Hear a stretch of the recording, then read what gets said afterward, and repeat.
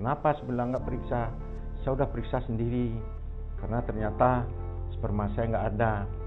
Terus saya tanya lagi, kenapa nggak diperiksa?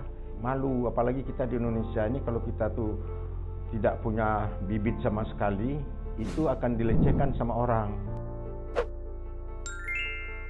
Selama 36 tahun saya melayani pasien-pasien bayi tabung, hal yang berkesan sama saya adalah pada kasus seorang pasangan suami istri yang sudah menikah selama 25 tahun tidak mendapatkan keturunan. Kenapa sebelah nggak periksa? Saya udah periksa sendiri, karena ternyata sperma saya nggak ada.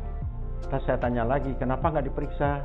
Malu, apalagi kita di Indonesia ini kalau kita tuh tidak punya bibit sama sekali, itu akan dilecehkan sama orang. Lantas saya bilang bahwa kenapa tidak kita coba pemeriksaan sekarang? Ya, saya dengar katanya dokter menangani bayi tabung. Kita lakukanlah pemeriksaan lengkap untuk persiapan bayi tabung. Ternyata memang spermanya nggak ada, sehingga kita lakukan tindakan untuk mengambil spermanya dari buah zakar suaminya. Sehingga pada saat itu istrinya itu sudah berumur 43-44 tahun. Sehingga kemudian beliau berhasil mendapatkan seorang anak perempuan yang sekarang sudah berusia sekitar 3 tahun. Dokter, keberhasilan bayi tabung itu berapa persen sih? Sampai saat sekarang, angka keberhasilan bayi tabung itu berkisar sekitar 30-50% rata-rata. Jadi yang harus diperhatikan sama pasangan suami istri yang belum memperoleh anak adalah yang penting sekali adalah usia ibunya, ya.